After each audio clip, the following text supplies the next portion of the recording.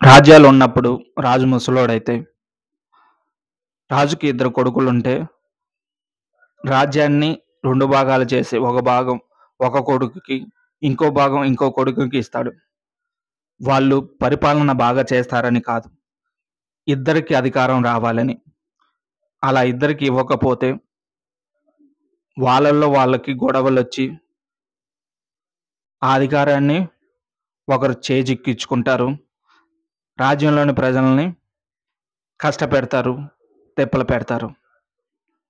ఇలానే కొన్ని దేశాలు అధికారం మాకు కావాలని యుద్ధాలు చేసుకొని అమాయక ప్రజల ప్రాణాలు తీస్తూనే ఉంటారు.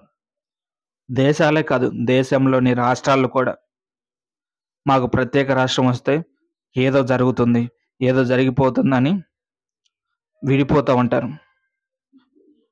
అది కొంతమందికి మంచి జరుగుతుంది, కానీ ఇంకొంతమందికి మంచి జరగదు.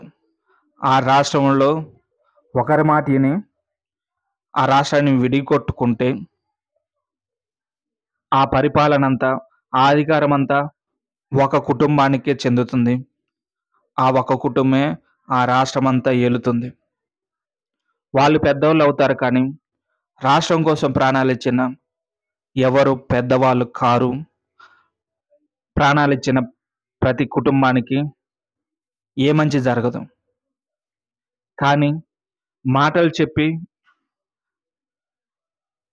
అమాయక ప్రజల్ని రెచ్చగొట్టిన ఫ్యామిలీ మాత్రం అధికారాన్ని సొంతం చేసుకుంటుంది, ఎక్కువ డబ్బుల్ని కూడగట్టుకుంటుంది. అలానే ఒక ఇంట్లో ఇద్దరు కోడళ్ళు ఉంటే అధికారం మాకు కావాలని, పెత్తనం నేను చెలాయించాలని ప్రతి కోడలు కోరుకుంటుంది. కొంతమంది కోరుకోకపోవచ్చు, కానీ చాలామంది కోరుకుంటారు. అందుకే ఆస్తిని విడగొట్టడం, లేనిపోని ప్రేమలు అత్త మీద మామ మీద చూపించడం. ఎందుకు అలా ప్రేమ చూపిస్తే ఇంకొంత డబ్బు ఇస్తారు, ఇంకొంత ఆస్తి అప్పచెప్పుతారని. అది తన పేరు మీద రాసిన తర్వాత ఆ ప్రేమ తగ్గిపోతుంది. చూడను కూడా చూడరు, అనాథాశ్రమంలో వదిలేస్తారు. ఇలా ఒకరు అధికారం చెలాయించటానికి కోసం, ఒకరు అధికారాన్ని చేజిక్కించుకోవటం కోసం అమాయక ప్రజల్ని ట్రాప్లో పడేస్తున్నారు. అలా చాలామంది మాటలిని మంచి ప్రేమను పోగొట్టుకుంటున్నారు చాలామంది. కానీ లాస్ట్కి అర్థమవుతుంది,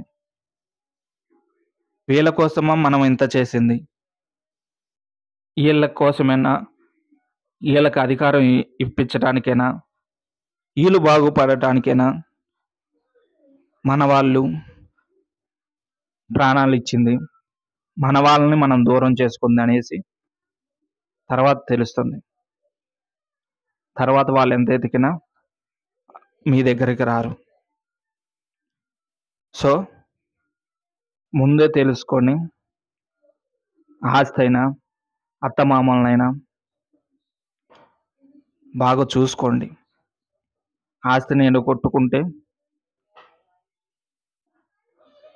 ఆస్తిని సంపాదించుకోవచ్చు ఏమో, కానీ ఒకవేళ ఆ ఆస్తిని కాపాడుకోలేకపోతే ఆ ఆస్తి పోతుంది.